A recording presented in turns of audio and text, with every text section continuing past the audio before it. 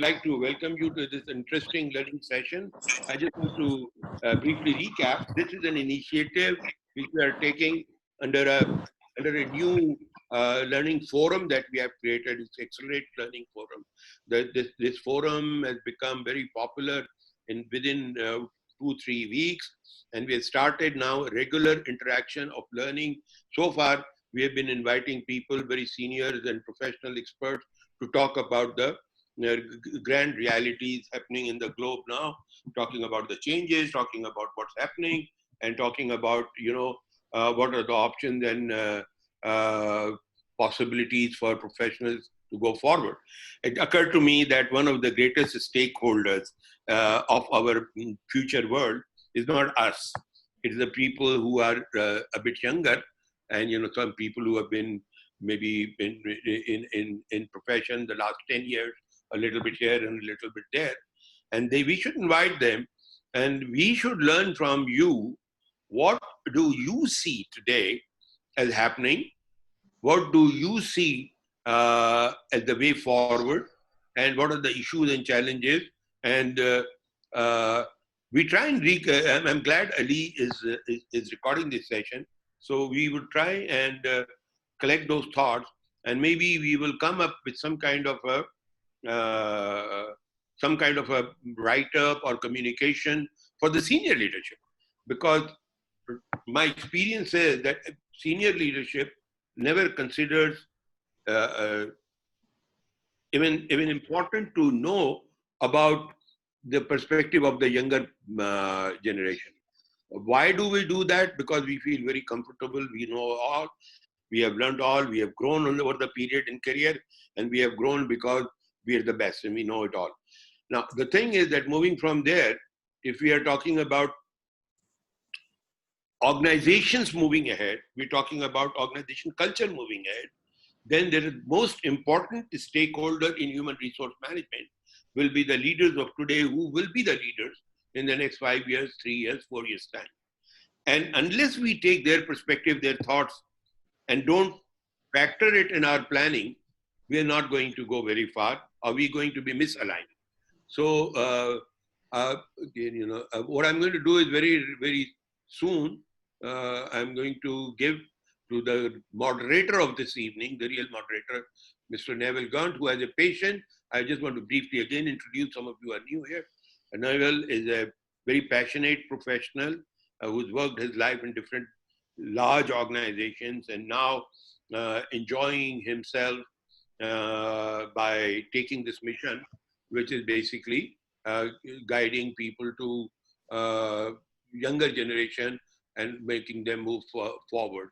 So before I do that, Neville, and you can introduce your initiative in detail, that will be fantastic. And then we're going to take, you lead the thing now. I'll just sit and enjoy watching people who are coming and going, pure administrator role. And that's also a lot of fun. And there, oh my God, people. So I just want to welcome a couple of people I see who have just entered. One is my younger colleague from Lahore, is Abira. She and I, we are working together on some project.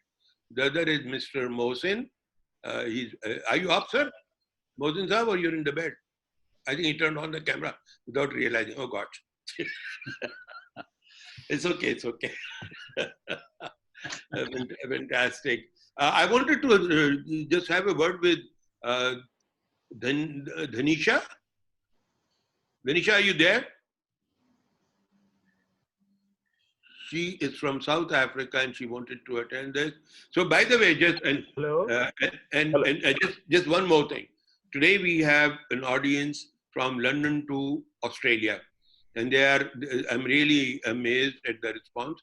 We've got a lot of interest in understanding. It tells me that people are really interested in understanding the perspective of the younger generation. So once I'm done, and Neville takes you through, I would like from participants, everyone, please do share your thoughts. Please do guide us. What do you see as the future, and what do you see way forward for us?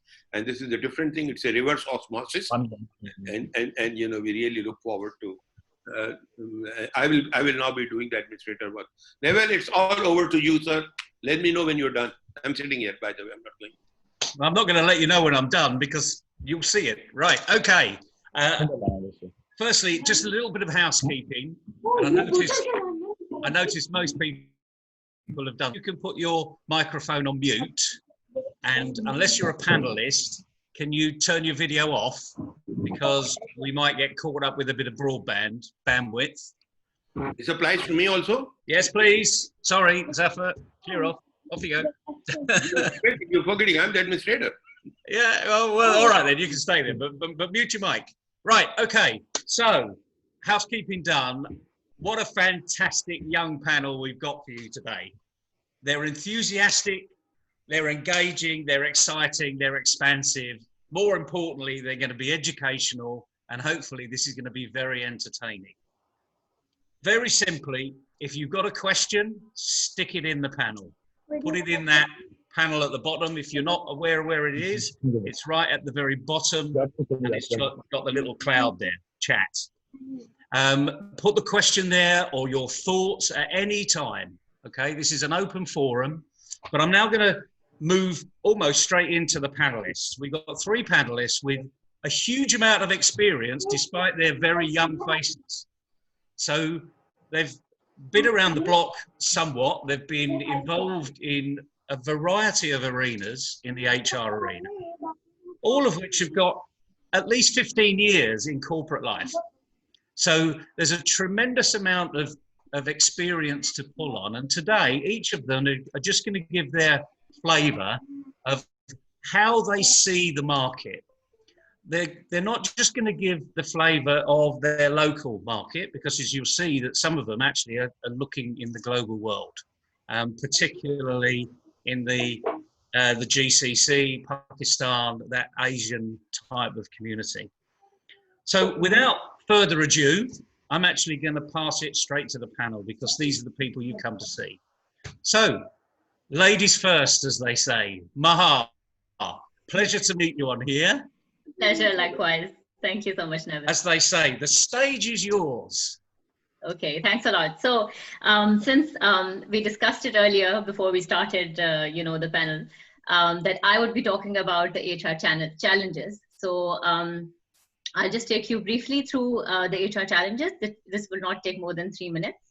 And I then will, of course, move on to Neville, who will actually tell us on what exactly can we do in order to mitigate the risks that we see as human resources, and take actions in order to resolve the things that come to us day in, day out.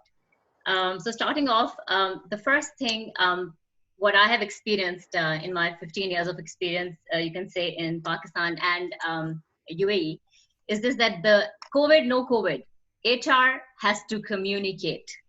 So when it comes to the challenges of HR, one of the biggest challenges of HR is communication.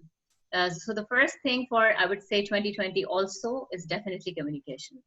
How exactly would you do that? So naturally, HR is built in order to bridge that connection between the employees and the management, and for the management to understand what the people want. And naturally, once you have an improved communication, we all know that we've got 25% increase in productivity.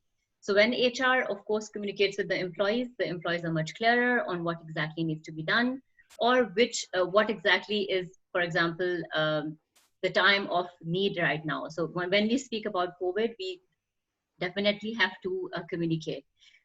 Research also says, because I have also been in an employee engagement in a big bank in UAE, so I can tell you this much: when we used Gallup, we also talked about a lot of, you can say, increased employee engagement. So when you have increased, even if you have 5% increase in employee engagement, you get 3% increase in the organizational revenue. So again, communication, actually going back, also depends on what time are you communicating, what's the location you're communicating at, and what is the message that you're giving. So these things, again, have to be very clear.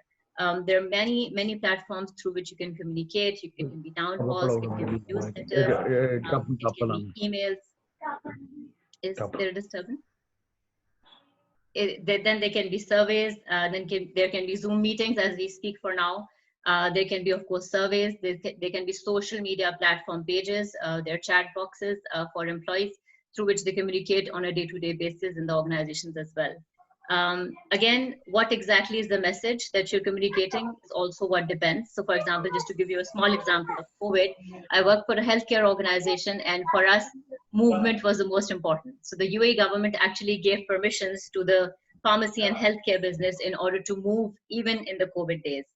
So I had to actually, the news came around 6 p.m. and I had to give 250 letters to all 250 employees saying you have the right to move, because you got to make sure that the warehouse has all the medicines which can be moved from the warehouse to the pharmacies, and the organic food can be moved from the warehouse to the Carrefours, the union co-ops, and so on and so forth. So HR has to be available as well. So that's another challenge with HR. We say, okay, we'll work from 9 to 5. Not happening anymore. If you're working from home, you're actually working literally 9 to 3, 9 to 1. I actually had a phone. I still have it with me. It's my office phone. And from the office phone, you get messages even at 1 a.m. Ma'am, I need a letter. I need to get up at 6 a.m. in the morning. And this is, of course, a driver who's actually going to the warehouse to deliver stuff. So you got to be innovative. You got to be available. You got to be there, and you got to build trust. And how will you build trust? You will have employees who will be tested positive, right? If somebody calls you, you got to be ready to know what exactly will you tell that person. You have to emotionally connect. So that's another thing, that how will you keep your employees connected? How will you make them feel that they matter? So what if he's got positive, right? We have a solution for him. He can quarantine. We're there for him, and so on and so forth. So again, helping maintain a good communication would, of course, increase the culture, and the employee creativity would also increase accordingly. And that's how I would say that that's one of the biggest challenges as we speak. And of course, once you actually recognize the people who are out there in the COVID days working, they're wearing the mask, they're wearing the gloves, they're wearing the entire dress which covers them, and that's how you appreciate their, you can say, their addition to what exactly they do for us as we speak. The second one I would talk about is I want to talk about is the engaging of your workforce. How do you engage your workforce in these days? So again, employee health and well-being would be the biggest thing for 2020. Now, health and well-being is not just how healthy you are or how your health is. It depends on various different aspects. And again, healthy employees again are 67% more likely to feel engaged in a workplace. Once you have that, again, they look at the employer benefits from it, because eventually the employer will get, you can say, more engaged employees will definitely create more, you can say, work through which you will get more sales, through which you will get more revenue. And eventually, again, keeping them as healthy and satisfied and, would actually give you productivity. So well-being would hold three things.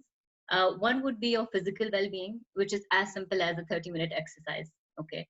Second would be your financial well-being, which is ensuring that the employees, especially in a place like UAE, know that at least 20% of their saving every single month would actually, you can say, plan their future. Because as far as you can say UAE is concerned, I would talk about Middle East now.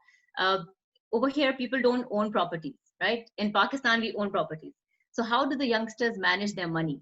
So the biggest thing I used to induct the employees with was this, that when they come to UAE, they will see the lavish life. They would want to get credit cards. They would want to not manage their finances. What would we as HR tell them? We as HR would tell them, you gotta save minimum 20% of your salary every single month. If you don't do that, you don't know how to plan for your future. So at the end of the day, this is also something that we teach them, so that when they come the first time to UAE, which is the first time that they step out of their countries, may it be somebody hiring from China, somebody hiring from Belarus, because you see, what they see is all the excitement of UAE when we induct them, when we bring them on. And that's what we teach them, financial stability. And once you plan it from the start of your career, I remember I worked with a great HR professional in my RBS days. And when I actually was leaving for UAE, she told me, Maha, promise me, you will save minimum 25% of your salary throughout your life. I said, yes, I'm going to do more than that. Don't worry. So, I'm just trying to tell you this, that that is also something very important. And we as, you can say, employers always need to remind that young, old, to everyone, I would say that, this is how you can financially manage yourself. Then the third one is the mental well-being. So how does the mental well-being make a difference? The mental well-being makes a difference when you do various different things. For example, a breathing exercise like yoga, or something which actually which actually calms you down. So you do initiatives for employees which actually talk about mental and mental well-being. And also you as HR need to give the ear to the employee. At the end of the day, we are all humans. We all need somebody to listen to us. So it's not important that you always suggest something. It's important to hear it out. Once you hear it out, and once you have a certain number of people saying the same thing, then you take it back to the management and maybe implement something new for the organization. So that's the second, I would say, challenge. The third challenge would be talent acquisition. Again, which will be the new way forward. How exactly will the employers, attract, you can say, professionals?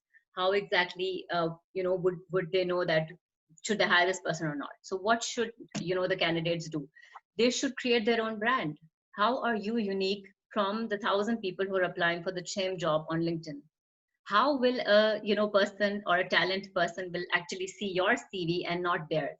So what exactly can you do? You leverage through technology. You use online tools as far as HR is concerned. Again, HR will also do the online one-to-one interviewing. I will not talk about creating your own brand right now, because that's the Naveed's you can say section, and I'll maybe add some more to it. Again, the newer generation has to be specialists. They cannot obtain just one small MBA and then go ahead with it. So how can you actually specialize and say, okay, you know what, for example, I'll do a yoga certification and I'll teach you how to do in-office yoga or in-office meditation. And that's how maybe I can be better and maybe add extra value. Upskilling yourself is exactly what would be required. So how exactly would you stay abreast with what exactly has been happening? So in the COVID days, what have you learned? You have learned that pushing a work from home policy is not a problem for HR anymore. It's a norm, right? So at the end of the day, you go back to the management and you tell them that, at the end of the day, this is how the millennials want it. They want a work-life balance. The other day, I interviewed somebody who was only 25 years old. And we were trying to, show him a product. If I can maybe show it to you, but I'll show it to you in a while. It's a NeoCell product, which we create for collagen. And he said, okay, let's target it for women. And what would be the branding? So then when we asked him a few questions, he actually challenged us back. He said, why? Why should a person who can afford a 50 dirham thing pay 250?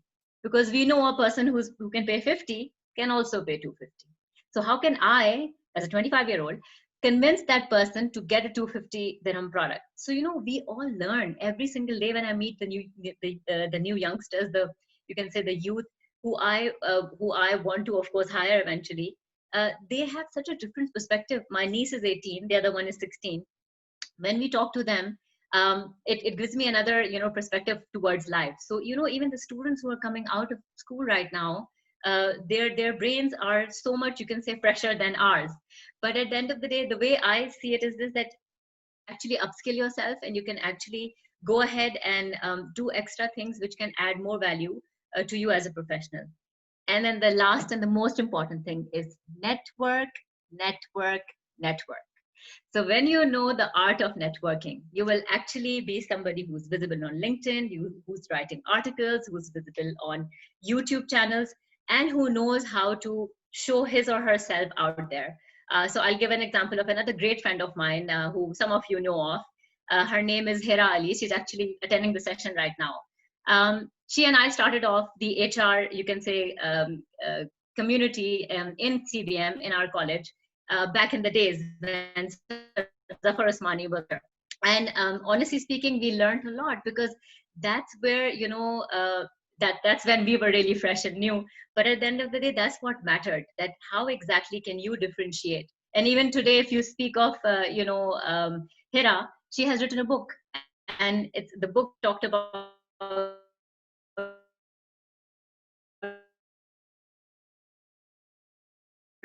her way. Last but not the least, the challenge would be the learning and development of employees. So how exactly would be the learning and development difference? Again, now the one-to-one trainings will finish. What will be more there? Again, the virtual trainings will be there. Again, HR again needs to be really, really more dynamic, introducing coaching and mentoring programs for proper succession planning. Leadership needs to more empathy towards that, so that the employers can start doing that.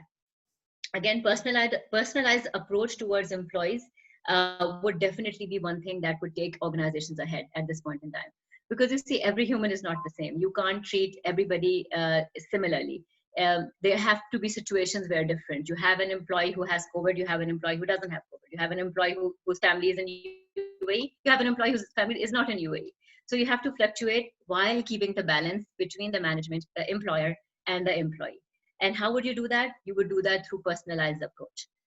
Again, good onboarding programs is definitely something that can keep the employees in the organization and lead 58% increase of the 3-year tenure of an employee. So as per the Gallup survey, we say in the first 6 months, any new employee decides whether he or she wants to stay in the organization.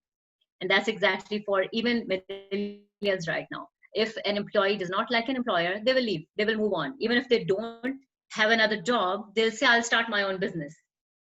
They'll become entrepreneurs. That's what the mindset is these days. And that's a great one, because in the older days, they used to say, oh, if I don't have a job, what will happen? So that has died now. So that's the reason why it's very important for employees to have the personalized approach.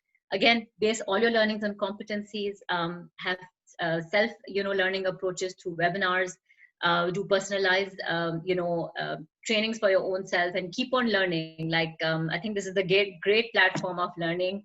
I have attended a zillion, you can say, Zoom meetings until now, and some of them have been great. So, I would stop here so that this can go to Naveed. I hope I've done it within 3 minutes.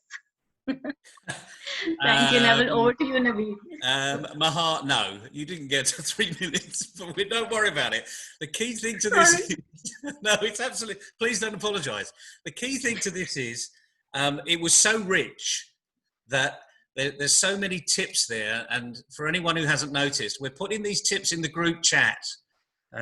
Some people are responding, some people are making comments. So keep it in the group chat, because this is all very rich for other people.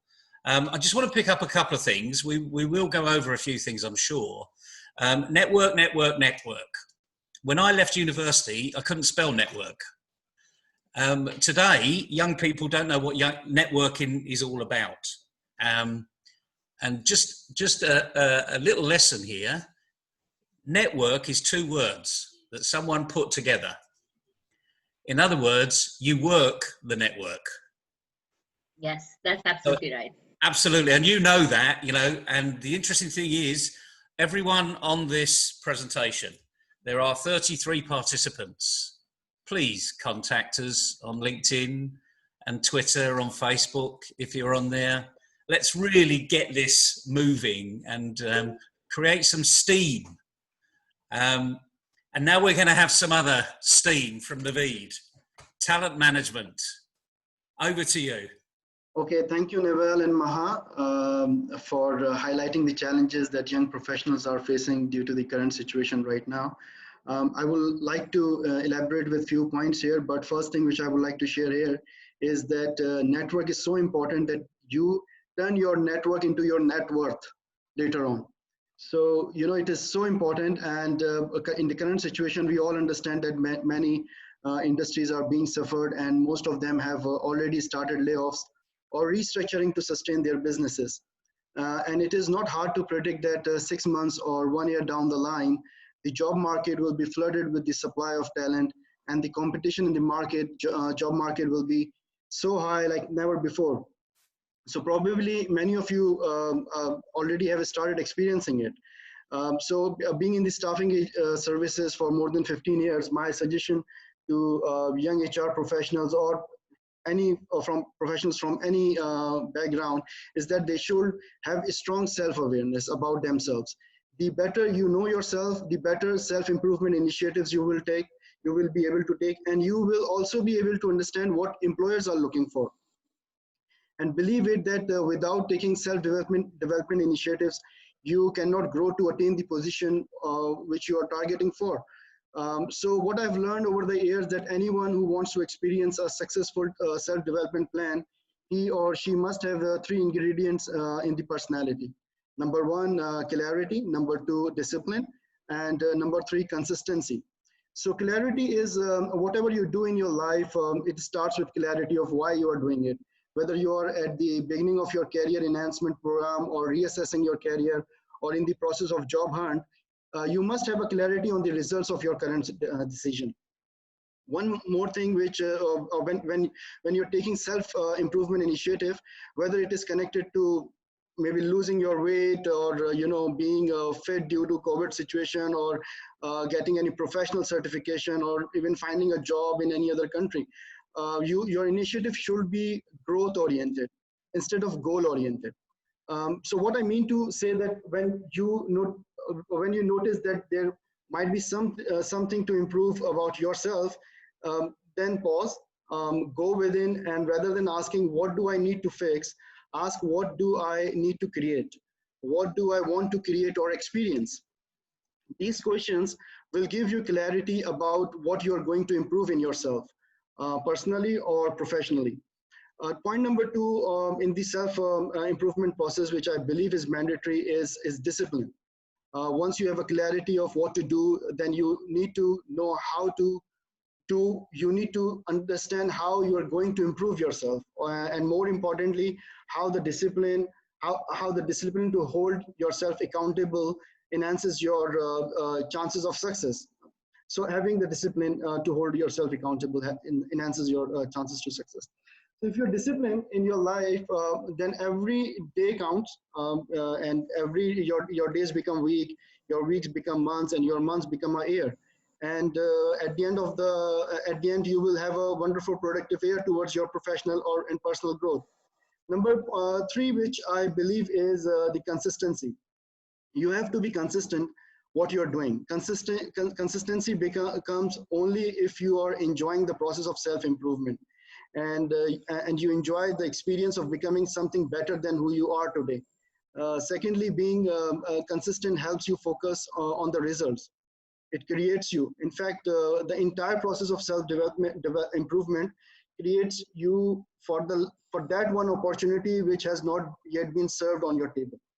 If you are not aware about yourself, about your weaknesses, or about the areas of improvement, then no matter how good you are, which university you have been to, there is always someone out there who is more smarter than you. So I would like to go back to Neville by suggesting young professionals to develop a niche skill that is desirable in the current situation, which is not something that your competition has it. That niche skill will make you more interesting, will make your profile more interesting and more useful during the interview process.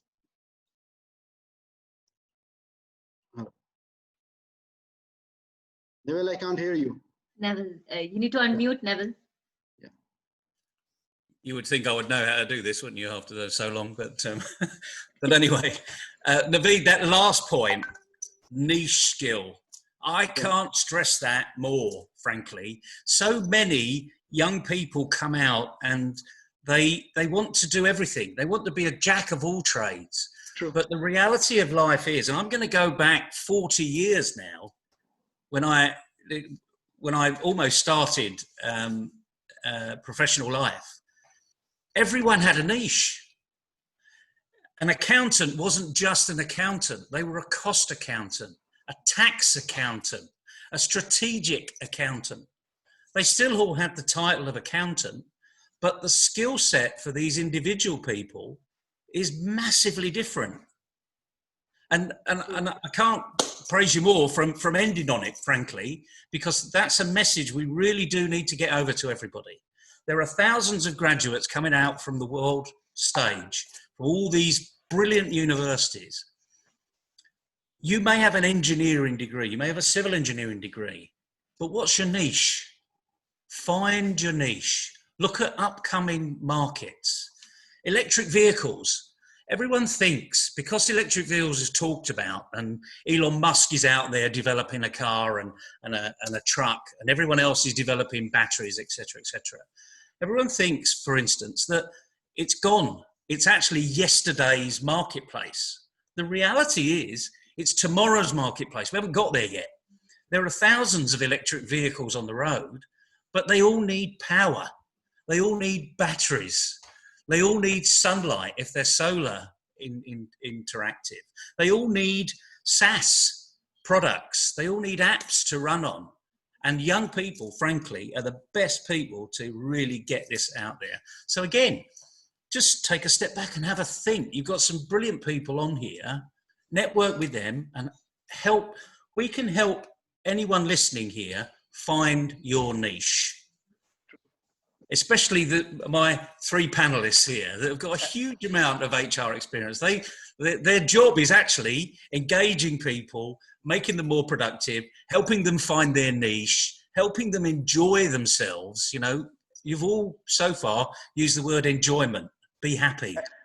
And one thing I would like to add here, and then I will move to Ali Abbas, is that it is so important in this current situation because, you know, this is first time in my 15 years of talent acquisition career, I am experiencing that the candidates who are on a higher grades, like for example, if somebody is drawing $10,000 or $12,000 a month, he's ready to come down on $6,000 or $7,000 a month just to sustain his, you know, job or career. And similarly, the businesses.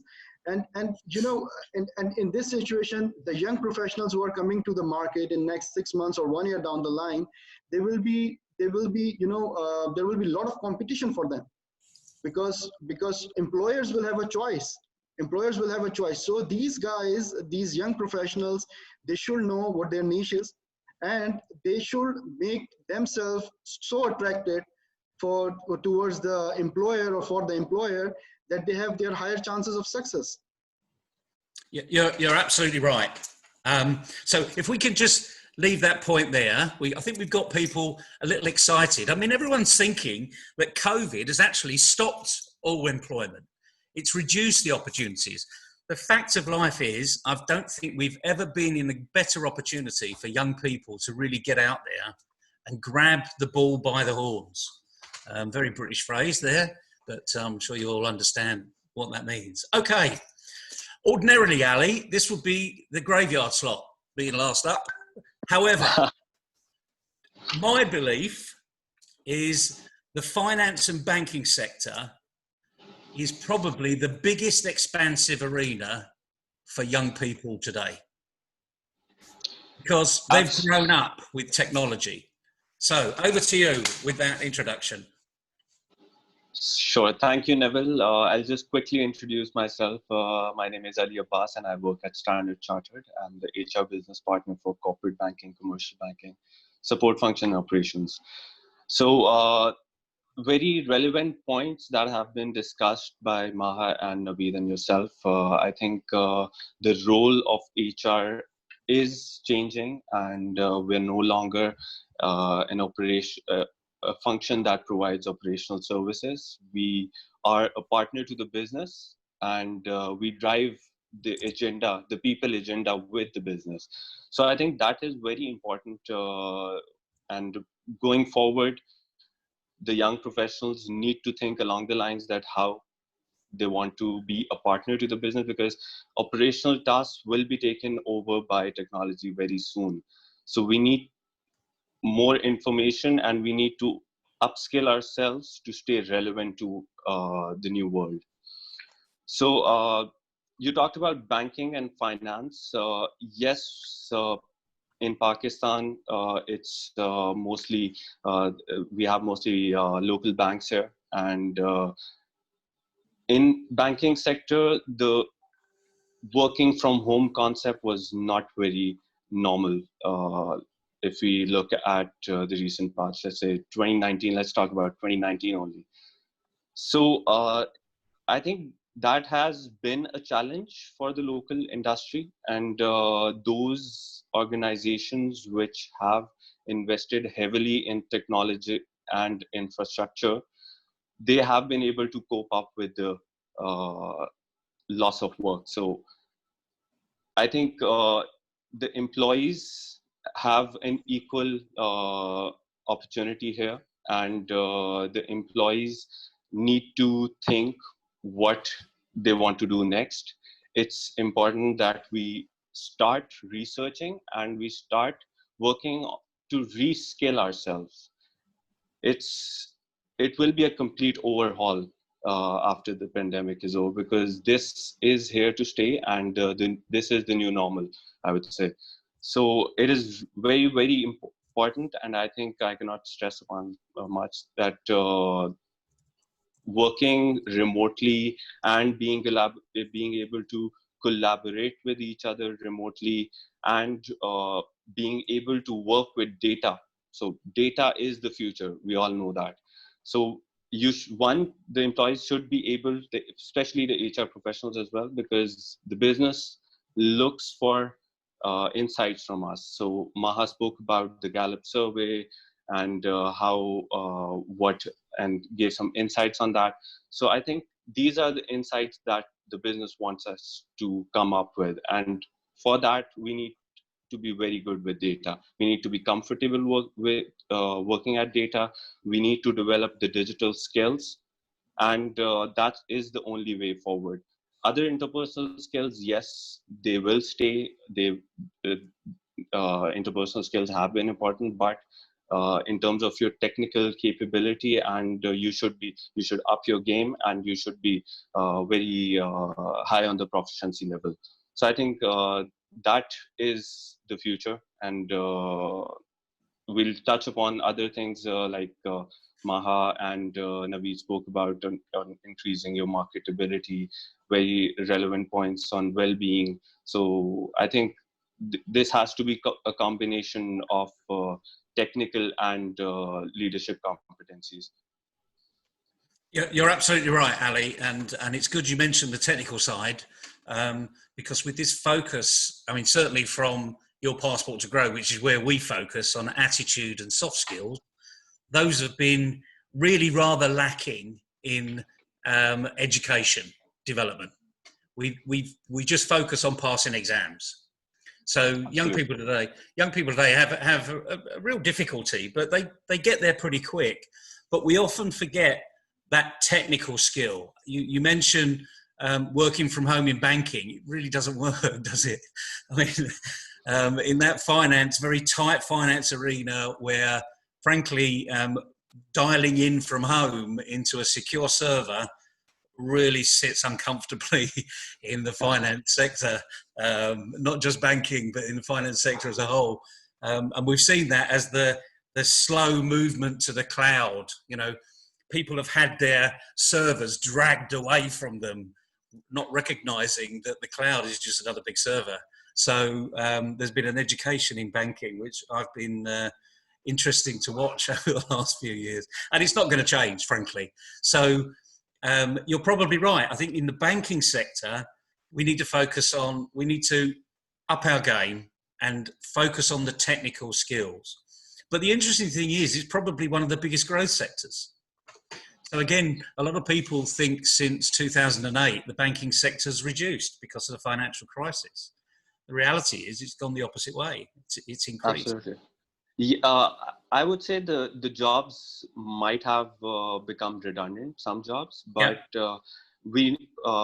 as I spoke about the technical skills, I think the digital literacy amongst our clients has grown exponentially, and the banking sector now needs to focus on moving to the digital world, because that is the way forward. And if we look at it from a bank's perspective, I think it saves costs, it saves a lot of operational costs. It's fast, and it's very secure, I think. There's less opportunity, or when there's less interaction, it's more secure, I would say, human interaction, because I think digital is the future of banking. And at the moment, if I talk about Standard Chartered, we are operating at a 50% capacity in office, less than 50%. And these are mostly frontline people who have to be there at the front end and serve the clients. So other than that, most of the support functions, most of the corporate banking business operationals, these guys are working from home. And with time, there has been a huge investment in technological infrastructure. So which has facilitated and helped us survive through this. Otherwise, we've seen that a lot of companies are laying off people, and a lot of people are becoming redundant because they don't have that skill set in them to move forward.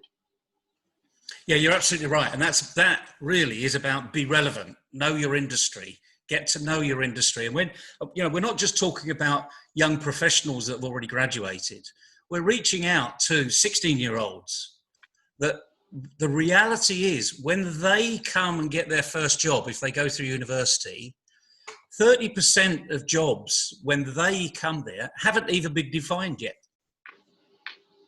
So this is about being relevant, read around, find out what's going on, not just in the industry that you would like to move into, but be in general, find out what's going on in the country, not necessarily the country of your origin or the country of where your university, but other countries as well, because it's a global world now, think globally. Neville, if I may add here, yeah, please do. Interestingly, the teenagers these days, because I have nieces and I have live examples in my own family. So I can actually tell you this, that children these days are so very well connected. They are you can say the information which is available online right now, it really helps them to understand where exactly do they want to go, what universities do they want to choose, and so on and so forth. At our time, honestly speaking, the computer just came. It was like a box, and the way the internet was connected was also a very funny noise. But they haven't seen that. They have been born with these phones in their hands. So at the end of the day, for them, and even I would say, my friends who have children and who have who just want to spend time with their friends, and they just give the phone to the child. So what has the child seen? The child has seen technology from day one. If the child has seen technology and so much information, then the child already has, of course, for example, I'm an aunt, so I would be there to guide them. However, they still have so much information. So even if I guide them with my experience, they will come back to me and challenge them with the information which is available online. So interestingly, at the end of the day, because there's so much information, we also all need to understand how we teach them to eliminate a few which are not important, and how they can actually then decide on what needs to be done. So what we were taught when we were in college was actually the experience that our, you can say, teachers had, the experience that they wanted to understand from us. So for example, one of the things would definitely be the creativity, right? So how do you actually have that idealistic approach where you say, okay, this is what I will do in the future, and this is how I will not just have one job. Maybe eventually I will have my own business along with the job. So not thinking of just doing one job, it's not there anymore. I mean, there's not means of earning money through one job is not the norm anymore. It's something which you should be doing as a side. A job is a job. It's a 9-to-5 thing. It pays my bills. What's next? Yes, my job is my passion. I love it. I enjoy it. But what more can I do? How more can I add value to the community that I live in? How more can I add value to, you can say, my own creativity? If I want to write a book, if I want to mentor or coach, the students of my university, if I want to actually do some philanthropy work, but so on and so forth. So, you can say the students even these days, they actually want to give more back to the community. They're not just somebody who want to do a job. They also want to add value, through their own passion. And I think that's where we define, what can they do actually, because that's what they're passion for.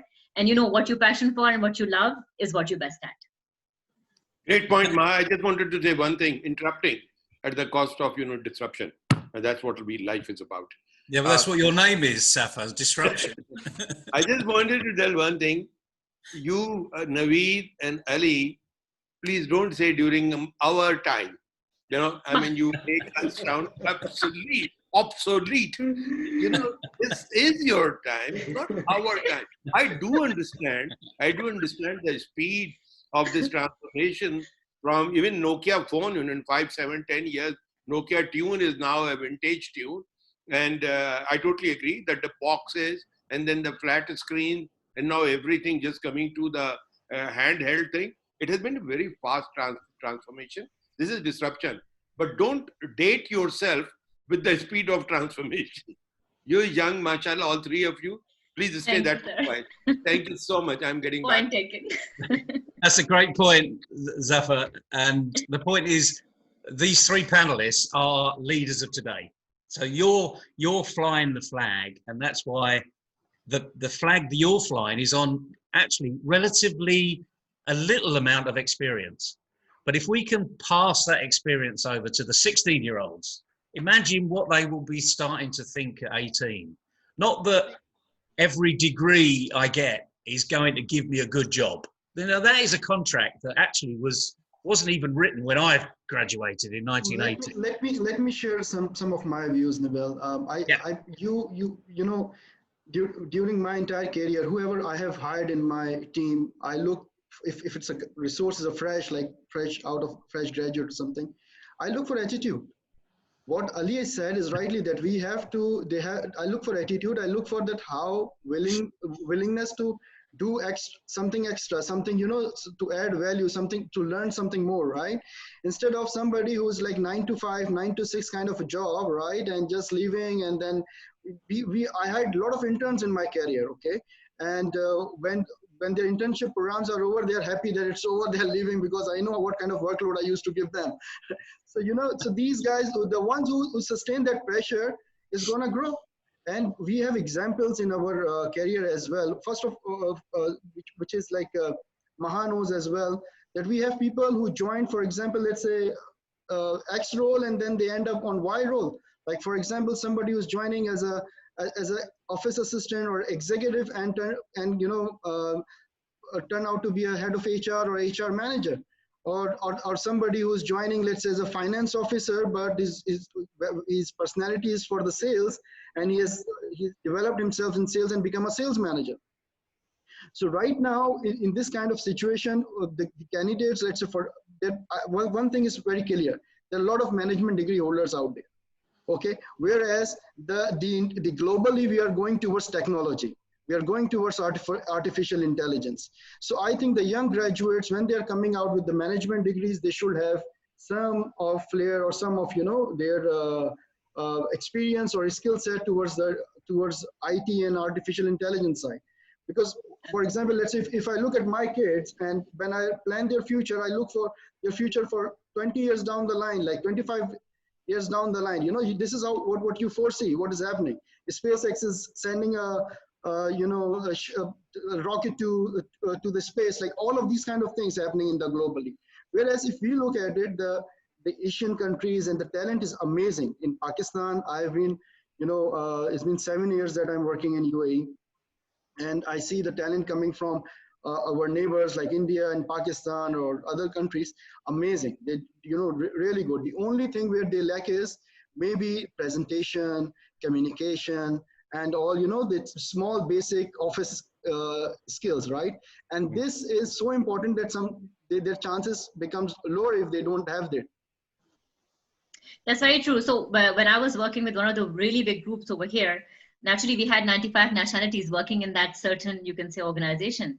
And we had positions from, you can say, sales consultants who are standing in a Gap store for, 8 hours a day, to positions which are of brand managers who are only, thinking of the brand and on how to develop it.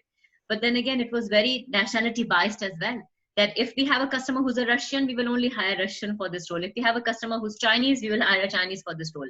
However, talking globally, not just talking about children who are coming out from school from Pakistan, but talking globally, because honestly speaking, UAE is a true example of globalization. We have 205 nationalities here. So at the end of the day, how do all of them work together? And, how do all of them work together towards one goal? Eventually, they also, of course, are the ones who are flexible. So what Naveed has mentioned is about, the attitude.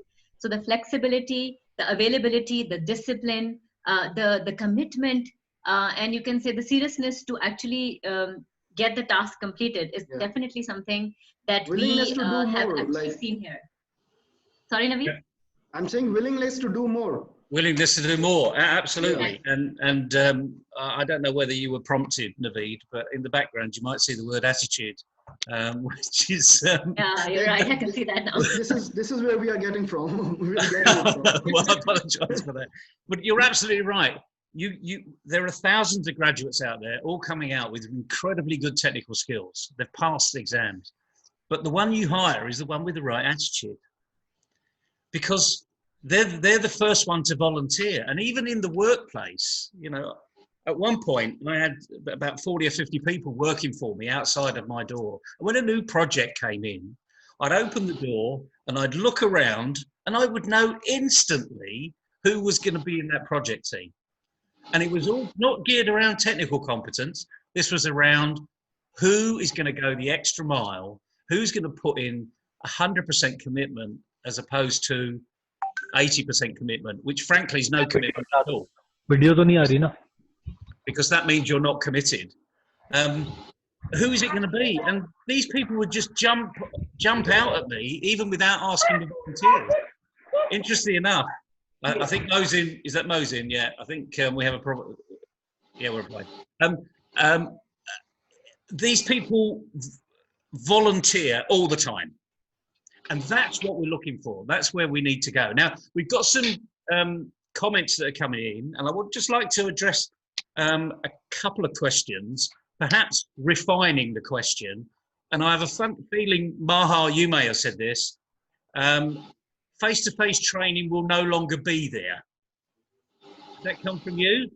I'm not sure that's what you meant in absolute terms. I meant that it's not going to be the norm anymore. I mean, it's going to be something which will not be in practice too much, because again, at the end of the day, we had never seen COVID, right?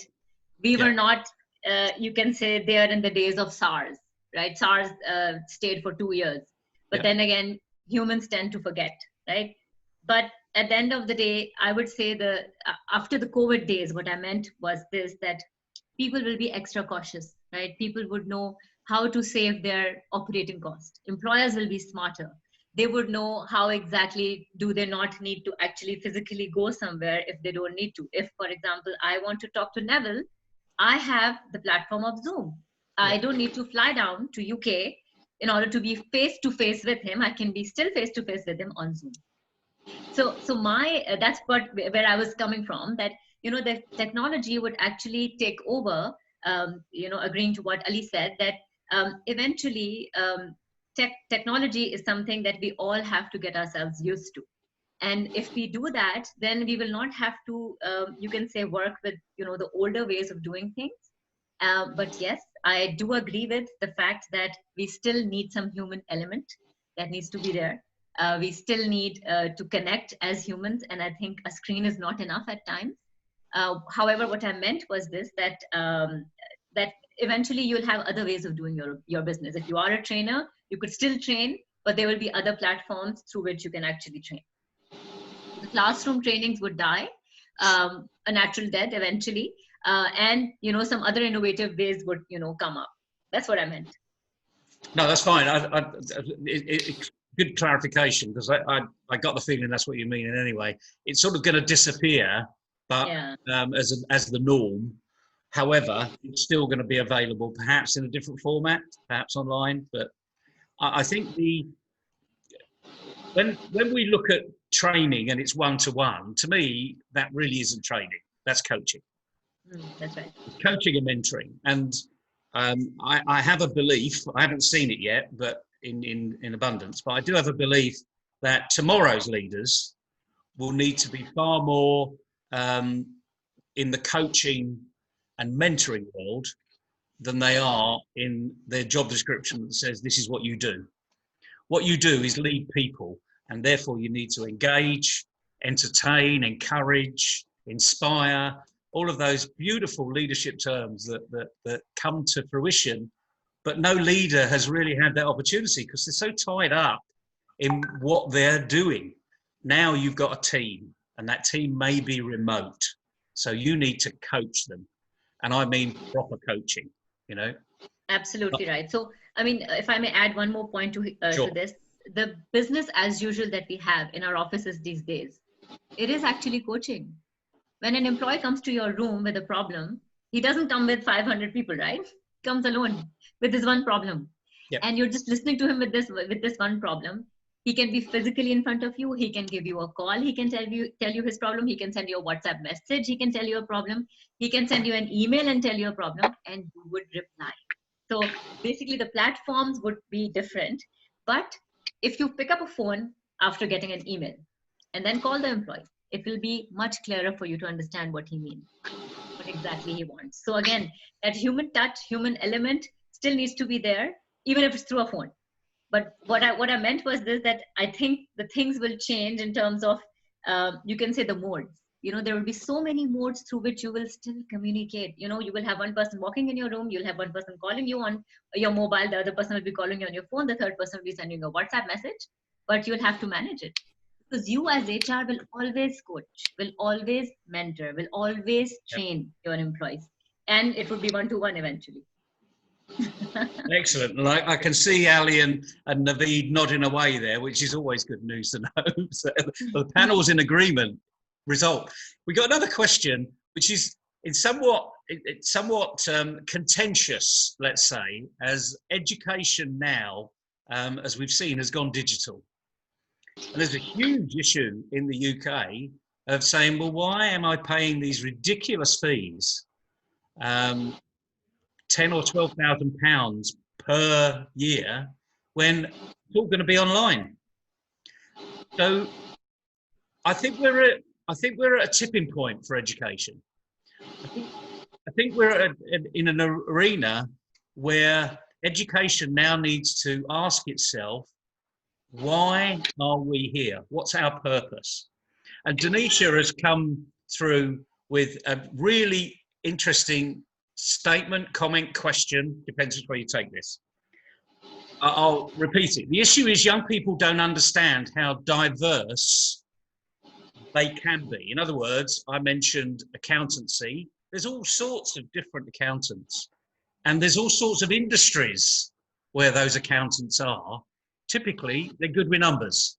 They can put a P&L and a balance sheet and a cash flow together. But it's really rather varied about what's going on. Law's the same. I would like to... Yeah, go ahead. Sorry, Neville. Sorry to cut you. I would like to add here regarding the education. So this global pandemic and this lockdown, which has happened all over the world. This is first time maybe in our, and I hope it's going to be the last time. But it has changed the way most of the businesses, the way they were working, they were operating. And education system is one of them. Earlier, the traditional way of education was more like,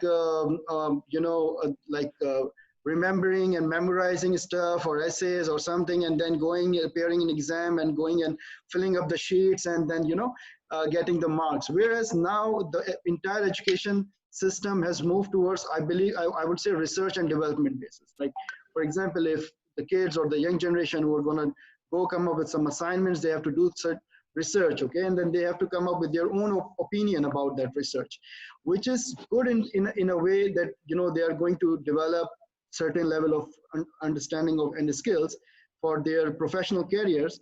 But it is again, it will remain the same now. It will remain the same all over the world. It's not going to change. Whatever has happened, like for example, I'll give you an example. Before Facebook, okay, or maybe Orkut, or there was no social media, social platform, or LinkedIn. There was no social platform where we used to connect, okay? But now it's there. It's going to be there for the lifetime now. And this is, so now in a situation where we are standing, we need to coach, or we need to suggest the young professionals that they should look ahead 5 years down the line, 2 years down the line, and come up with a plan. And they should have their personal, plan in terms of say that what they're going to do in next 1 year, where they see themselves after 2 or 3 years or 5 years, right? And because businesses, for example, at the moment, what is happening, what I understand, that if I see that my operational staff, because we have a cloud-based system, and they were sitting at home for 1 month and they were working, then why should I have an expense of entire office? Okay, so these kind of things which businesses are going, and individuals should look at it as well, because they have a more chance to go for a flexible jobs or maybe temporary job roles other than what they are doing right now. Okay, for example, maybe any HR manager who's working, you know, whose salary has cut down due to any reason, he can come up with this idea, the Zoom platform, or he can connect a lot of people and do the coaching online, or, you know, conduct training sessions and programs. Which is, I believe that because of this situation, the role of training and development will be increased. Okay, because trainers like you guys, like they have to work with young professionals on their skills development in a way that when they go out, they have like success in job interviews, or maybe, you know, when they're working in their personal lives. And at the moment right now, all individuals or young professionals, they need to look at their purpose, their passion, and then connect that passion and purpose with their career enhancement programs.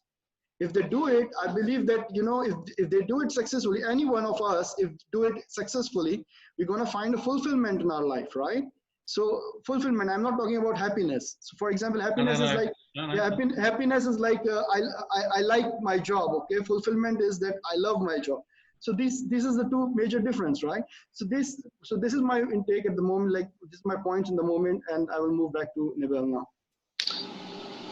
Okay, Neville, just to add to what Naveed said. Yeah, please do. Please do. So I think, yes, very relevant point. We need to reassess our goals, how and stay competitive in the new world.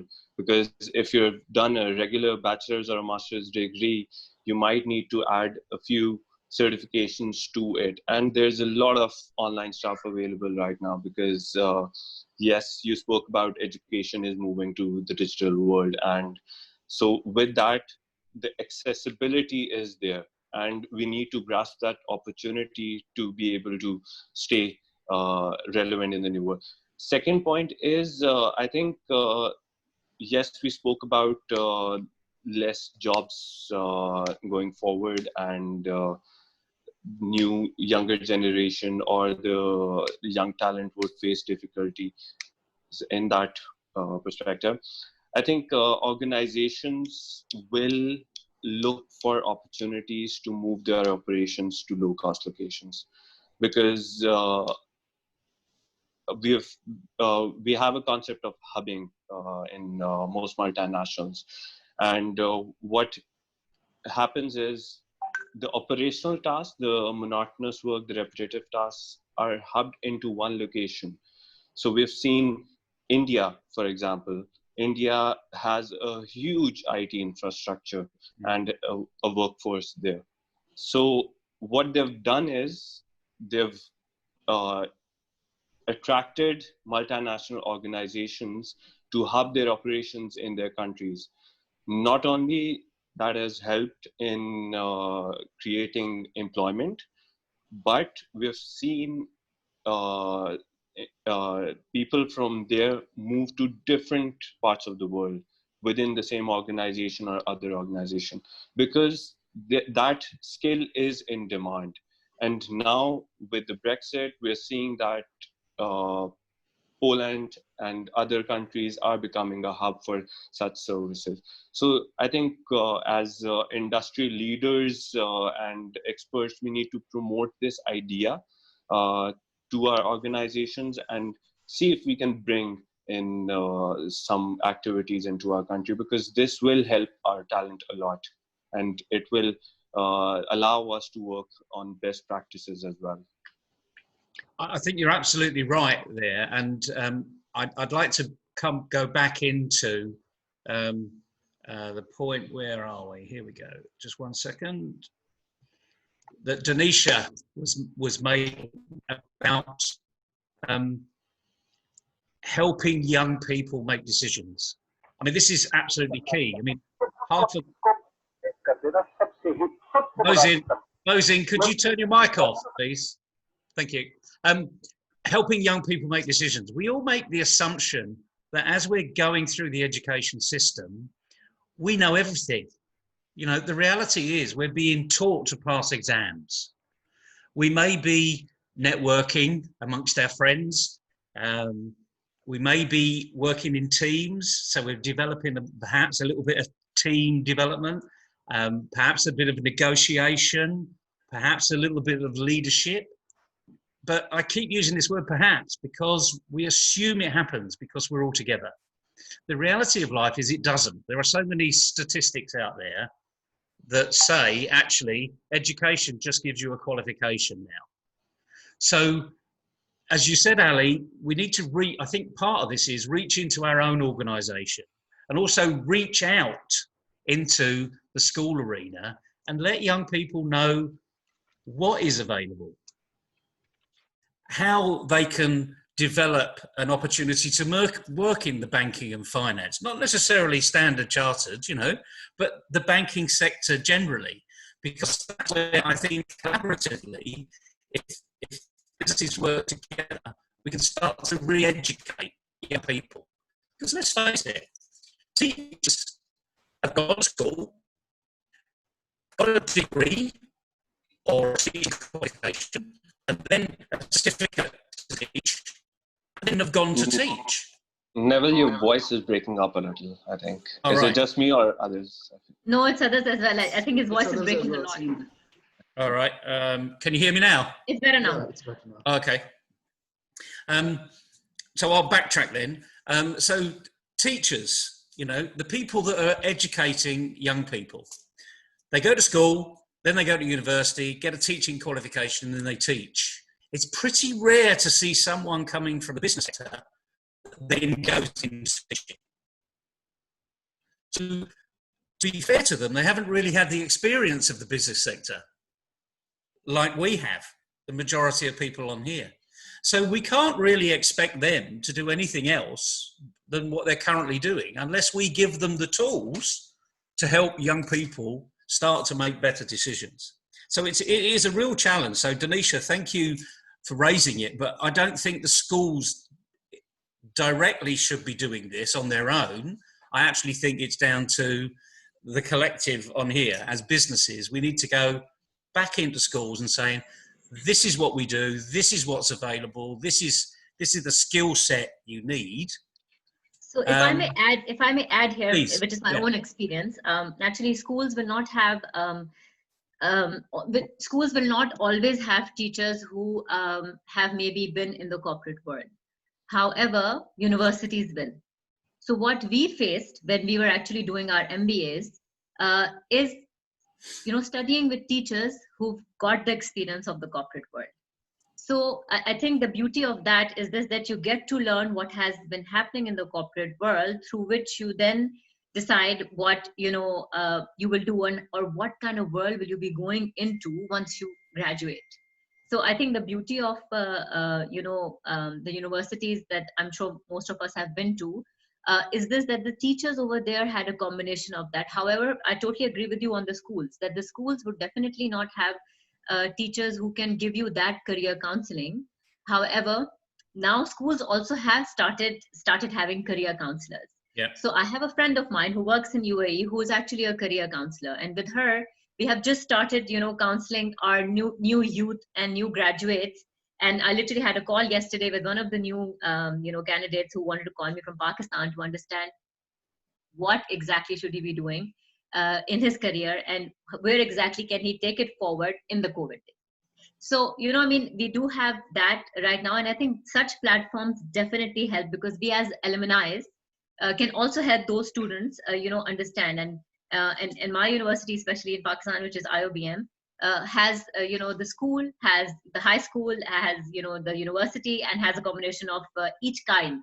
So they have a, you know, university which, you know, the rich can afford, and they have the university which, you know, the poor can afford. So we as students have actually started, I mean, as alumni has actually started helping the ones who are the underprivileged ones, who, you know, because the privileged ones can always go and, you know, get these trainings from elsewhere. Yep. But that's how we give back to the community. And okay, we say, you know, these are the things that we can do. And honestly speaking, if you ask me, Neville, they are brilliant students. They are actually kind of students who've actually gotten, you can say, scholarships from Harvard Business School. So, you know, it was like a student was a child of a driver in our college who got, you know, the degree from, I mean, who was studying from our university. And that that girl got a, you can say, scholarship from Harvard Business School. So, I mean, you've got amazing talent, you can say across the globe. But if we specifically talk about Pakistan right now, I think all they need is the certain path, is a certain, coaching, mentoring, through where they can understand that where exactly can they move forward from. And that's where we add value through telling them how they can actually be futuristic, how can they still stay positive, even though we have so much negative information going around right now. How can they still, be responsible for what, they're doing, and then plan their future accordingly, and, ensure that they would know where they're walking towards, and they'll be fine. So for me, I was very privileged because I have an older brother, an older sister, and another older sister. So for me, it was much easier to take the guidance of HR. I wanted to do marketing, but my older sister did HR. So I did HR, and then I flourished in it. So, that's how I, really eventually ended up in HR, because I had a fight with my father, who's no more, may Allah bless him. But he said that, are you going to do your MBA, or are you just going to do your bachelor's from Karachi University? I said, Dad, I'll just do my MBA, and then after that, I'll do my certification. So you don't worry about that. So, students face that over here as well, because in Pakistan, you either got an engineer or a doctor or an MBA, or, somebody who's specialized, right? Yep. Now that concept has died now. People are doing their degrees in music. People are doing their degrees in, of course, things which you would never think of, hospitality and other things like that. And they are flourishing. So at the end of the day, I think things keep on moving and changing as we move ahead with time. And it's very interesting to see the changes and, go ahead with them. One thing which I would like to continue with Maha's, the statements, that the graduates, young graduates who are coming out, everyone wants to work in Unilever. Everyone wants to work in GSK. Everyone wants to work in, Standard Chartered and big name, flashy corporates. Okay, I would suggest these young professionals who are coming out that go explore opportunities with SMEs. Okay, develop yourself, develop that SME, add value over there, right? And then maybe, it's a career where maybe you'll end up working with a large scale enterprise. So I was working in a consulting firm, and then I got hired in Lucky Cement. So Lucky Cement is a big organization, right? So it depends. That the problem is that it's again coming back to that point, which is the attitude. So young professionals should have attitude to go in Harvard. Okay, so get selected for Harvard scholarship programs. So to get selected in, in a big management training programs or SMEs even. So this is I would like to add here. No, I think it's. I think it's add one more thing here. Yeah, go ahead. Sorry. Go ahead. But coming back to Ali's point on technology, I'm an HR professional, but I have a fintech certification. I will only be different from the ones who are HR professionals with 15 years of work experience in, the banking sector, only when I have a fintech, because that's the new thing, right? So if HR understands technology and finance, then that HR would be better than an HR which doesn't. So again, forgetting about, just students or just the new people coming into, you can say, the career, but also people like us. If we have to actually stay ahead of everyone, and if we have to stay in the market, we have to learn how to do it.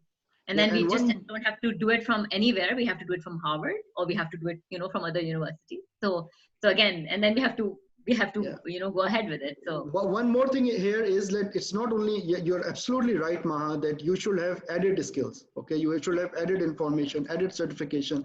So one thing, let's say, for example, if I'm looking for a marketing manager, that marketing manager should know about digital marketing, right? So I can't hire any marketing manager now who doesn't have any idea about social media marketing or digital marketing here. So this is becoming so important right now, for not only for young or experienced professionals as well, to have always an added skills, added certifications, added knowledge to stand out of the pack. You're absolutely right. And we can even focus that even more by saying, if you're hiring that marketing manager, they really do need to know who they're marketing to. Yeah. So you've no longer been a marketing manager that can go into Nike and sell trainers. You've really got to narrow down your audience, and some of these organizations, I know some of the bigger companies, let's say that they're in the drinks business, I think we probably know who they are. They really focus down onto a very narrow age gap. Yes. So, and at certain times of the year, they're after 16 and 17-year-olds. And other times of the year, they're after 18 and 19-year-olds. And so they would have 4 or 5 marketing managers that actually know the psyche of a 16 to 17-year-old. Because that's how specialist these companies are becoming. So again, a great point, because what it's done is prompted my thought process and hopefully added a bit of richness. The other part here is, and I'd like to go back to the point where some of the jobs in 5 years' time, literally, we have no idea what they are. So this is going back to being a bit more relevant. So if I may add here. Yeah. Sorry to stop you. I really have to. No. I really have to add this. I went to the HR summit last year, which happened here, and they said that all HR roles will be digitized. So I said, "Oh my God, will HR die?"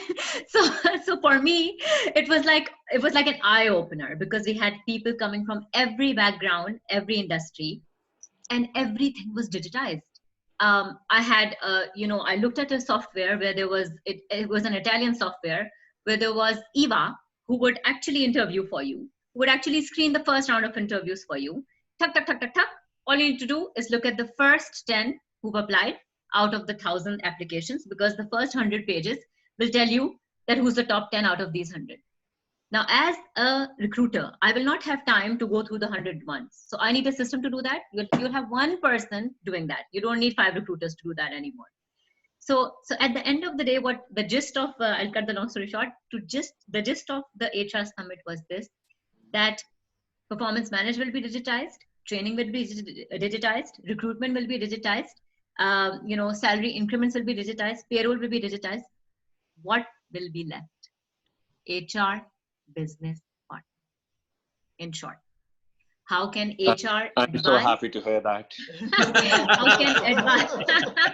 How can HR advise somebody, the management, in order to do X, Y, and Z? So, I mean, specifically talking about human resources, because most of us are, and some of us are not, but most of us are HR professionals here.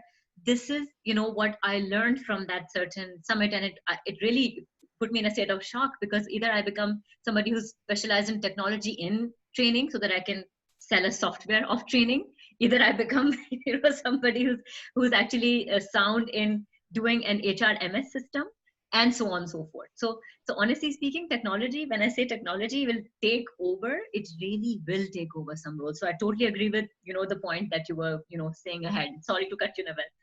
No. It reminded me of an HR conference I was at about 10 years ago, maybe 12 years ago now. And I actually started off with, if HR doesn't become strategic, it will die. Which probably goes into, the collaboration of HR, because all of the compliance actually will be taken care of a computer ultimately. That's what we're doing. The good news is these are jobs actually no one really wants to do because they're boring. So let a robot do it, which is great as far as I'm concerned, because we are not developing robots, we're developing people, and we're not training people because we train animals. We're developing people, we're educating, we're reskilling, we're upskilling. And I think some of the language we could be using could improve, if truth be known. I want to come back into a couple of people's comments. Mawesh has said, if we're talking technical skills and digitalization in account, then the paradigm shift in the educational sector is much more needed. I quite agree, we need to be far more technically focused. I was talking to a professor in one of the universities in the UK that said the problem with our IT courses is that at the end of year 2, it's obsolete. Everything has moved so fast. So when we come to year 3, we need really to reevaluate where we are, because we're almost dead in the water, which is probably a case why degrees should be 2 years in total, but that's neither here nor there. That's another subject. We'll be there all day. And Mawesh also says there's a dire need. I'm always interested when people use adjectives like dire. Dire need to equip millennials, to equip anybody, frankly, with soft and technical skills.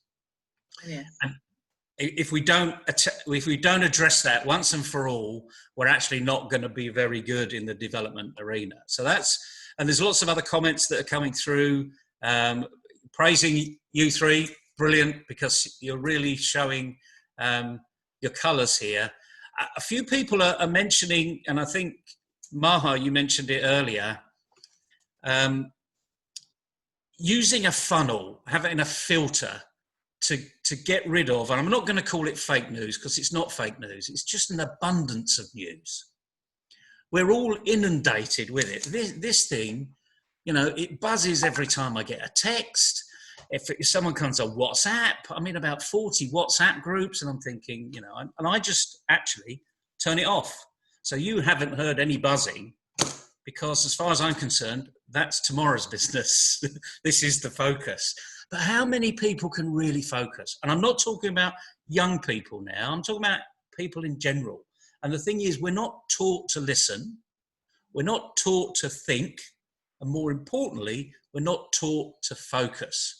So I think this element, and we're only going to touch on it, and I'd like your comments just very briefly, about resilience. I'm not even going to go into the realms of emotional intelligence, because people that know me will know that I say emotional intelligence. You tell me which emotion is intelligent, and I will start believing emotional intelligence. Because the fact is, and I can see you laughing, there is no emotion that's intelligent.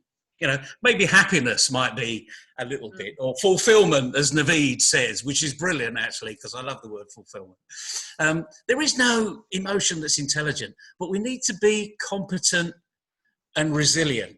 And as I get into this area, notice who's opened his camera. In comes Zafran. This is an area where he and I really get after. Honestly, Neville, what a brilliant comparing, brilliant moderation. And I've been writing people to also learn from you the art of moderation. Brilliant session. It's so interesting, so absorbing. Honestly, I don't feel like, you know, bringing it to a conclusion. But we've been 1 hour, 1.5 hours in this. It's so absorbing, so interesting. I also wanted some participation from our, you know, some contribution, some discussion from our participants. So I'm allocating about 10 minutes time for that. And, you know, let's have their views, questions. I don't really think there is a need for question and answer. The chat has so much of content from participants, but I do really would like to thank everyone for this great thing. And I would, you know, before I open the thing for question and answer, I want to welcome a couple of very good participants here.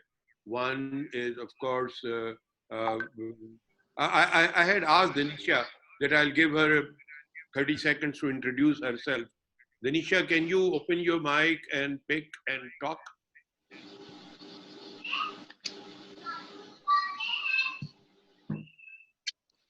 Denisha got very young there. Sorry? Denisha was very young there. Yes, you know, very happy. She's a student from South Africa. Obviously, very much interested in learning. So it will be a good idea to just have. She was on the chat also. So, are you there, Denisha? Yes, there you. Great. So, would you like to briefly introduce yourself, ma'am? Can't hear you. Cannot hear you. Yeah, okay, now we can. What happened? I think you've locked your... That's it, Denisha. Well done. No, she's okay. Go ahead, shout. Your voice is very low. I'm so sorry. So I'm Denisha Sali. I'm 24 years old from South Africa. Wow. I'm currently a student in the human resources. hopefully I can spread the word of this platform. I think there's a lot of youngsters missing out on this opportunity. I might not be working, but I am definitely gaining some experience and insight into the human resources industry. And I'm at an advantage compared to those who are my age and missing out on this opportunity, definitely. Anisha, all I'll say is they won't miss out, because if you look at the top left-hand corner of your screen, we're actually recording it. So Ali Jaffrey will condense all this and he will send it out to everybody. So it will be a permanent record. So you can share it with anybody you like. We have great. Thank you, Danisha. I'm so glad that you are here at 24 years. So, I'm so glad that one of the real young generations representative. And this proves us one thing, that learning has no age barriers, It has to be a passion and desire to learn. And, I think it was great to have you. Stay in touch. We keep on doing these kind of activities and you have to take two things. One is just learn, and then you also have to come and share your own perspective, because the main purpose of this session was for us to, or seniors or people who have lived longer in this world, to learn from people who have lived, who are younger and who have new perspectives to offer and discuss. Now, I would now suggest anybody who wants to ask any questions, you will see you have something here like reaction, and there is you can raise your hand or just unmute your mic and just come and make it very brief question. Anyone?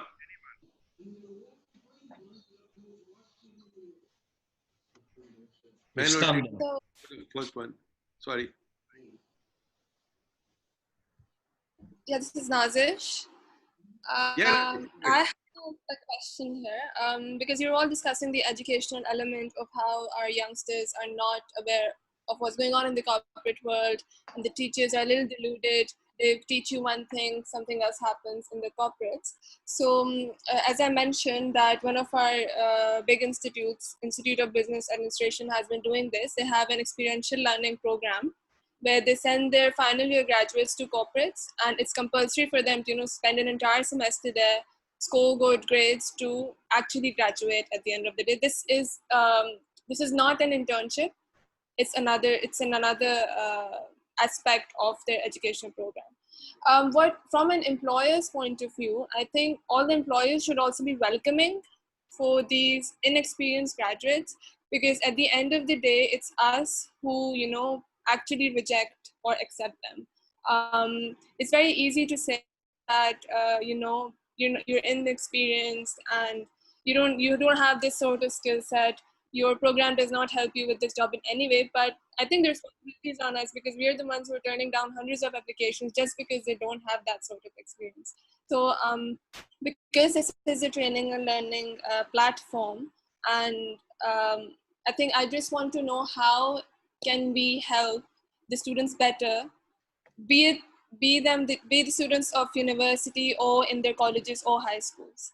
I do understand that teenagers these days are much more aware. They have more flux of information and internship opportunities than we did when we didn't even give it that much of importance, to be honest, when we were graduating.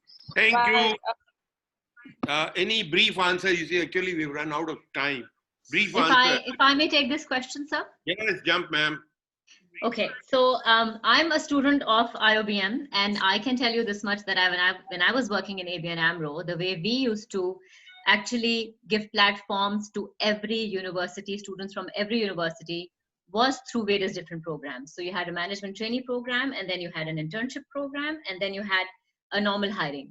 So we actually considered every single student coming from every single university for various different positions. And we did not segregate that if you're not from this university, we will not consider you. So we did have programs through which the students went through those programs, and through those programs they used to hire them.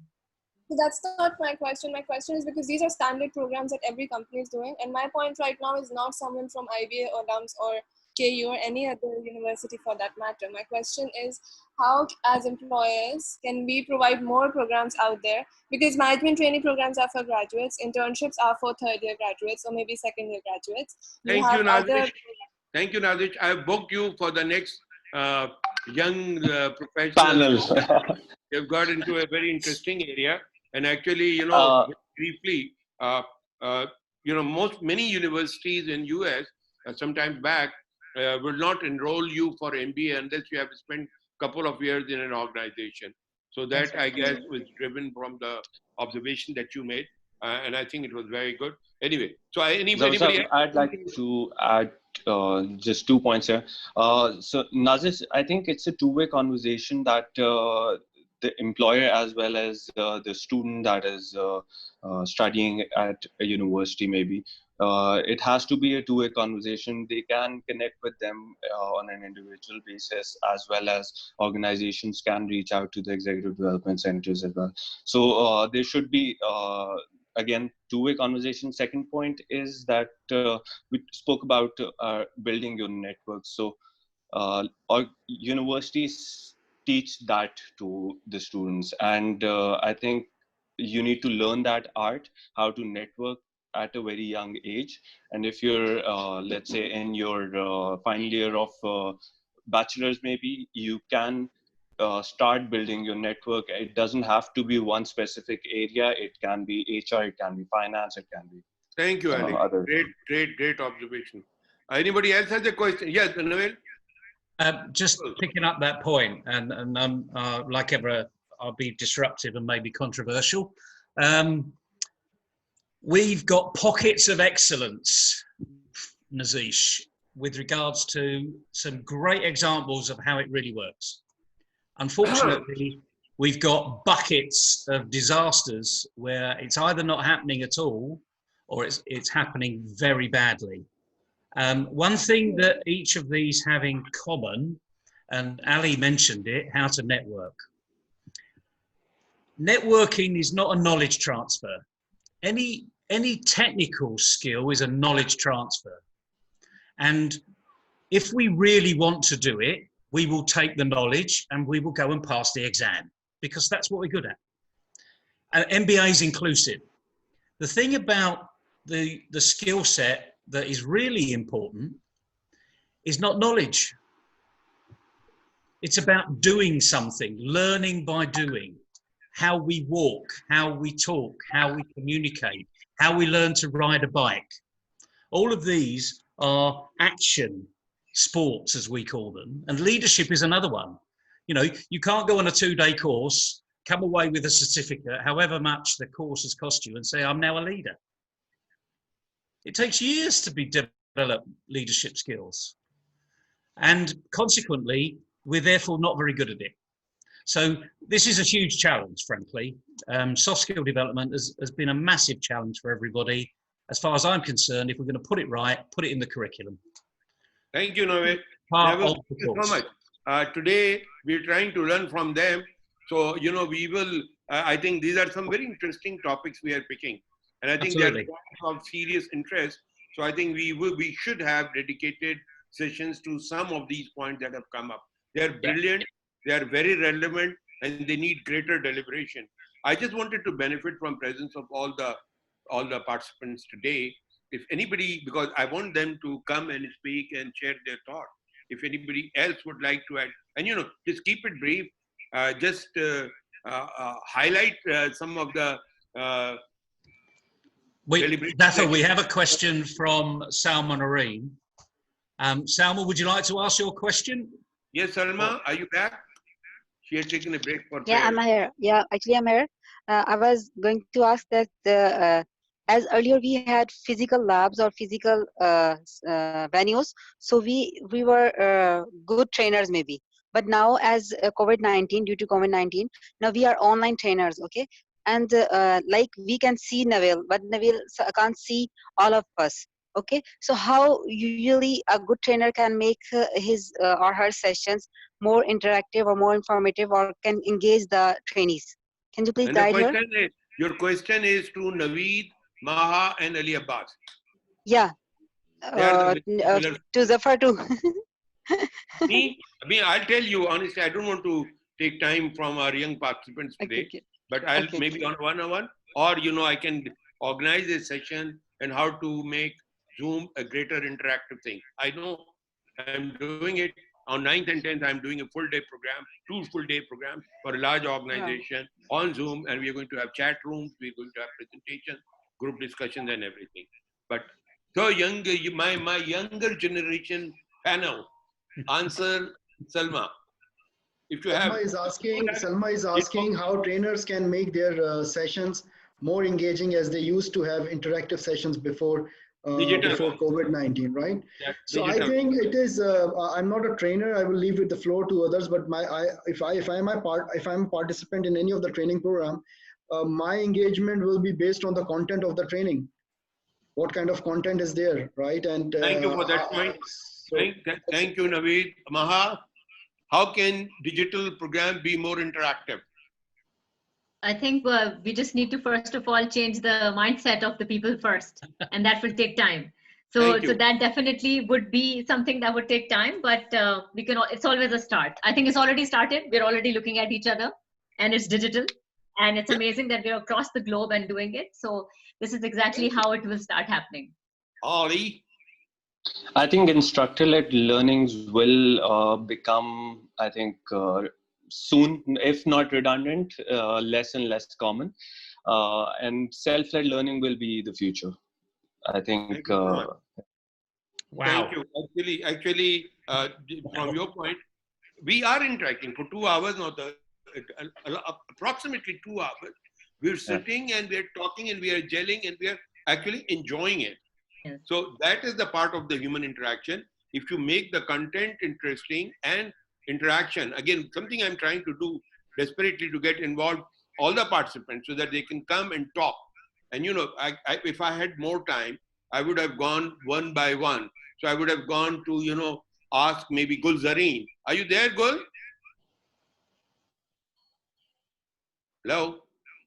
Yep, I am. It takes some time to unmute yourself. So yes, I am. I think you guys are having a brilliant discussion, and there's so many lessons which younger professionals can take away from here. And I'd agree with Ali and Naveed that it's going to be more self-paced learning, and experiential learning is going to become more important, and action-based learning is going to become more important. At the same time, instructor-led learning is still going to be there. We have people who have much more experiences and who are, technical experts in certain areas, and we'd still be looking at them for information, for input, for learning. And yes, the content will have to be revised in the light of digital training.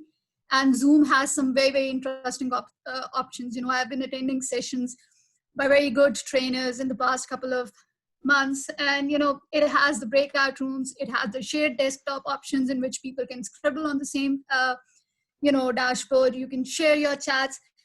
So it's just a bit of a revision, and as Maha very rightly pointed out, that the mindset would have to be changed. Thank you, Gul. Yeah, thank you. Sorry. No, it's a brilliant point. I mean, you brought in some new, capabilities of the technology. Gul, by the way, is a brilliant entrepreneur, business in Rawalpindi. She's an active member of Women Chamber of Rawalpindi. Neville, you and Ali Jafri, for your women-related, women activism or empowerment-related thing. Gul is a very, very strong pillar in Rawalpindi. I had the honor and pleasure of one day interactive training there. I don't know whether digitally, Gul, I will be able to connect the way I did with your ladies in Rawalpindi. It was a lot of fun. We did thoroughly enjoyed, but at least there will be 60-70% of it can be done digitally. You agree with that? Yeah, absolutely. And I'd say that in a way, digital training is even more engaging, because when you're sitting in a physical classroom, there are lots of distractions. There's lots of sound side blocks which are there. But when you're in a digital session, it becomes much more engaging because your concentration level becomes way higher. Thank you so much. But that is distraction is something a trainer loves. but that's fine. Thank you so much. Anyone else? Anyone else? Hira, Naveed, you connecting to audio? Yes, Hira, come on. Hira. So, Sir Zafar, if I may add here, I have somebody who is a coach and a mentor to me, and he was our Chief Operating Officer at ABN AMRO and RBS. I'm not sure whether he's still there or not. I think he is. His name is Sir Faisal Anwar. So I think you see F Yeah, I Anwar. know Faisal. Mashallah. Yeah. So Faisal is actually has actually put in some great points today, if you look at the chat, because Okay. he says that HR would definitely be, HR if you understand the psychology of people. Basically, no computer, no smart artificial intelligence can ever take away from the human touch. Yeah. That is the most powerful connection we have. No amount of Alexa or anything, lot of these things coming can bring in that human emotions, passion, and the connection, the mental and the emotional connection. You can never emotionally connect to a machine. And that is the biggest human resource competency, to really connect, care, go beyond that. I mean, there are a lot of jokes on Alexa, how they go beyond, your own desire to interact. They'll ask you to get up. You haven't been walking for a long time. Move on, etc., etc. But that, aside, human excellence is going to be the thing. Anybody else? Just a comment on that, by the way, Zafar. If you're Yeah. not emotionally connected to your phone, I'd be very surprised. I'm connected. My understanding of emotional connection may be a little different. You got a much better, a broader definition of emotional connection. And I realized you were making a point on emotional. Sorry, I stand corrected. This Gul Zareen is not the Gul I was thinking. She is a Deputy General Manager, Talent Management at Karachi Electric currently. Sorry, Gul, I misplaced you with another Gul that I have known. And she was, again, a brilliant learner. And you made some very technical points. Actually, I was a little confused that how a business lady in Rawalpindi will bring in the kind of technology solutions or things you were suggesting. So I stand corrected. Thank you, and I hope people know you now differently. I just one thing I wanted to suggest. I mean, this is such a great experience, and you don't want to finish it, but obviously, time we have to all good things have to come to an end. I wanted to just conclude by saying that this is a learning platform, which is a fascinating platform, and I would like this to continue and become bigger. And obviously, some youngsters will have to take ownership. Today, we have got these three, and then maybe in future there will be more. And I would like to suggest a few things. There are a lot of people who have connected today. One of our key stalwarts who is running this and behind the curtain performer is Humera. So Humera has got all the database and your registrations and all.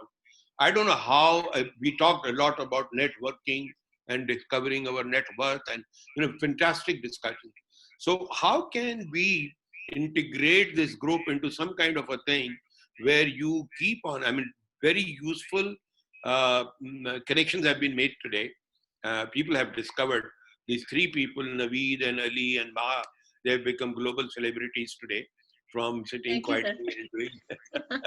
MashaAllah, I'm very proud of you, each one of you. Thanks to you and Neville. No, Yes. yeah. I mean, thanks to you, because you see, you have not, you have really reinforced my original thought that we can, and people, the senior people can learn a lot from the fresher mind, more energetic and greater understanding younger generation. And you just have proved me beyond any doubt. So that's a great thing. So I was talking about, how to, you can write to Humera and give suggestions. How can, Mayavish is suggesting make a WhatsApp group. I don't know how many WhatsApp group I'm a member of and how many of them do I have to manage. I would love, but every WhatsApp group has got a limitation. And then, this is one webinar. We will be having more of them, and hopefully we will have more and more of participants. But think of something creative if we can do something. I don't know whether on the LinkedIn there is a group or something, but if you can make something, some networking platform for all the people that we have had today. There are some seniors and some middle leadership, middle management leadership, and some youngsters. It's such a beautiful feeling to be together with everyone. In fact, I'm not even missing life outside Corona. I think this is beautiful. One would really love to look at and stay in this and hopefully have more of these sessions. Definitely, I can give you just one point. I am on the LinkedIn and I'm going to write a post on everybody's suggestions today and put it on LinkedIn. I'm very, very active on LinkedIn. I think that's a great learning platform. Those of you who are on the LinkedIn, please do me a favor, go on the LinkedIn post, the one that I put, and then give your comments on that so that greater fraternity of people do that. And all of you, if you're not linked with me on the LinkedIn, maybe that's a good idea you do that so that any event we plan, and I'm going to plan now more of it. This is something, the younger generation interactive group, I think it's going to be maybe once a week or maybe once in fortnight. We should get together, we should learn. It has really been enlightening. The second thing I'm going to do is, it happened yesterday during some session. Some people were asking something, and I said that, I've been thinking, but now I think it's time. I should start something called Mentor Online.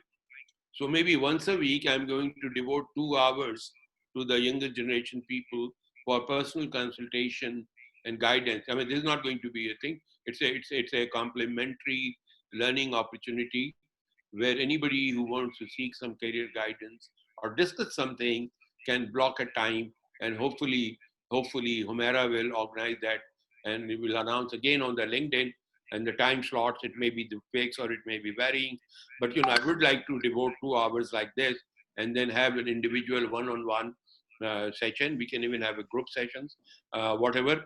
So these are something. But just to conclude,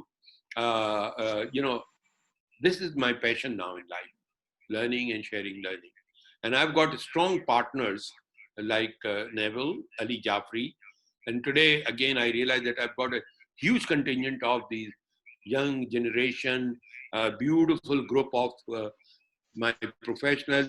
I don't even know. I mean, I don't even realize that how is it that so many of my past associates, be that in terms of university education or a past association of working together, or again, now the data of Accelerate has built up and is building. I'm very, very proud people join. They work for 1 or 2 years like Ali. And then when they learn everything, then they leave me and they just leave high and dry and go and join things like Standard Chartered Bank. And there are many examples. I feel very proud. I owe my success to you. No, thank you so much. You and every one of you owe your success to yourself. And it's a great pleasure. I would leave you with now Neville to sum up and conclude. Neville, thank you for bearing with my continued obsession of talking. Thank you.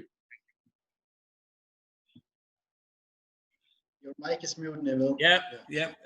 I'm trying to mute it somewhere and it's somewhere else. Zafar, your interruptions and your disruption is always welcome. You should know that by now. I would just like to say a big thank you for everyone that's attended, because there's been lots of comments here. We've been trying to wrap things up, but I didn't really want to stop the panelists because they were in full flow. And as you probably gathered, they were so excited by where they were. They were jumping in all the time. I'm now going to let you into a secret. It's the first time that the three of them have been a panelist. The very first time. So I think congratulations to all three of you. Thank you. Well done. You've now cut your teeth. Zafar, this is another first for you. You've brought 3 brand new panelists into the arena. Oh, Alhamdulillah. I'm really very proud.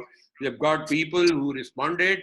And the biggest of the thing is very, very complimenting and satisfying that everyone, every panel, every session has been such a thumping success.